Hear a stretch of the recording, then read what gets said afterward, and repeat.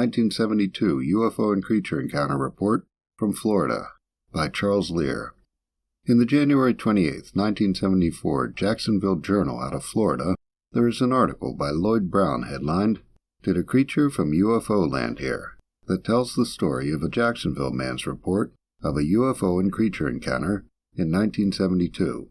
He is said to have delayed in reporting it because he was afraid of being called, in his words, some kind of nut.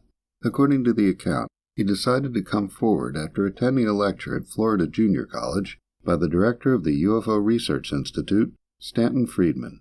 According to Brown, 2 years ago, 62-year-old Norman R. Chastain of 2507 Kershaw Drive found a plant growing in his yard that looked like a devil's head and brought it to the paper, and a picture of him holding it was published in the journal. That picture is presented in the 1974 article as well. Chastain is said to have not mentioned an incident prior to finding the plant and that he decided to talk about it now. According to the account, late at night on January 26, 1972, Chastain, an electrician for the Seaboard Coast Railroad Company, was fishing near the eastern tip of Blount Island in the St. Johns River. At around 3 a.m., he noticed, in his words, several orange and blue lights from over the St. John's Bluff monument. He thought they were from a police or mosquito control helicopter, but he heard no sound. He said, "After a few minutes, the lights came directly towards my boat, and I could make out the outline of something like half of a ball with lights flashing and changing colors about every minute." Chastain said he turned off the lights of his boat and put out the Coleman lantern he had burning, and the object moved slowly back to the bluff. He said his boat had run aground at this point, and that he went ashore to find something he could use as a lever to get his boat loose. After finding a 2x6, he stopped to rest 75 feet away from his boat. Chastain said that at this point, "I raised my spotlight to see if my boat was still in the muck, and in the edges of the bushes, I saw the darndest human-like creature one could ever imagine." At this point, it is said he was hit by a bright white light that made him dizzy, causing him to lay down in the grass. According to Brown, Chastain said his legs and arms were tingling, and that he stayed where he was and prayed until daybreak. He then crawled inland, where he stayed until he regained his strength at around noon.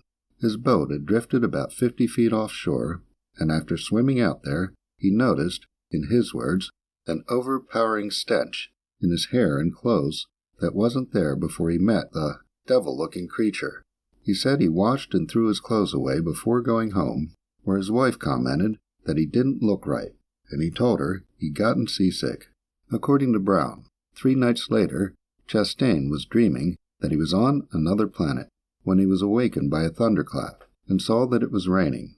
He noticed the same smell and stayed awake for the rest of the night holding a gun. He is quoted describing what he found in his yard after going outside the next morning. "There in the grass, directly behind my boat, at the same distance the creature was positioned on Blount Island, was a cluster of several flesh-colored heads looking at me, and they looked so much like that devil-looking creature I saw on the island that my first thought was the UFO was over my house that night, looking for me." He went looking for witnesses among his neighbors, but they were all away, and then he, in Brown's words, dug up the plants and brought one to the journal. Chastain is said to have described the plant as having teeth, big eyes, a wide mouth, pointed ears, and blood coming from it. He said that each plant shriveled up into a ball within 6 hours of being dug up, and that no more have grown since. According to Brown, the journal contacted the botany department of the University of Florida and was informed that the plant in question was a type of mushroom known as a stinkhorn. While this case seems like a silly one-off that didn't get beyond the local news, blogger Aline Garuta shared a report about the case on her blogspot.com site, UFO Experiences, saying, "The following article is my favorite UFO story. It ran in UFO Report about 15 years ago. I don't have the exact date of the magazine because the pages have been torn out. I know you will find it as intriguing as I do."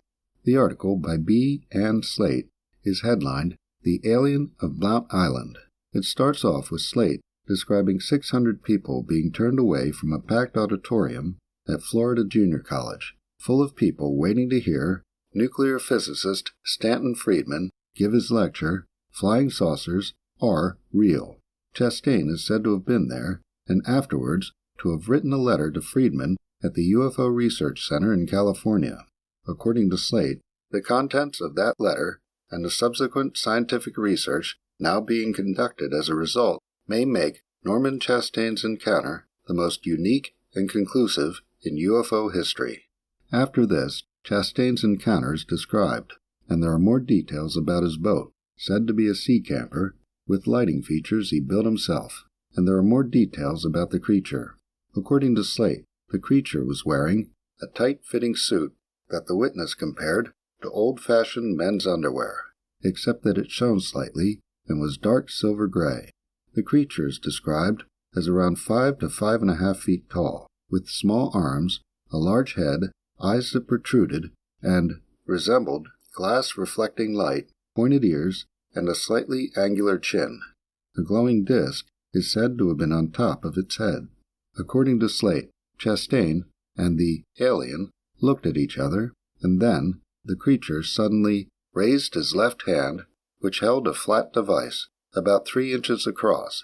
She says there was a blinding flash, and then the numbness started, a slow paralysis that began in his neck and moved throughout his body.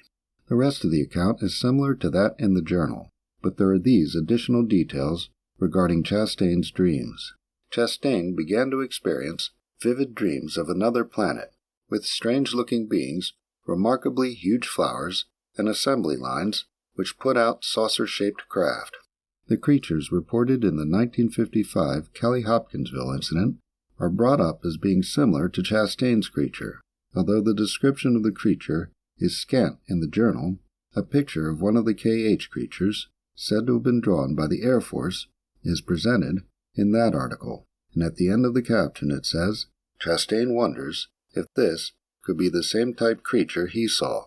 The rest of the UFO Report article describes Chastain's state of fear and excitement upon discovering the heads and explains that they were stinkhorns, but Slate questions whether the prosaic explanation for the heads eliminates any connection between the alien on the island and the peculiar growths in Chastain's backyard.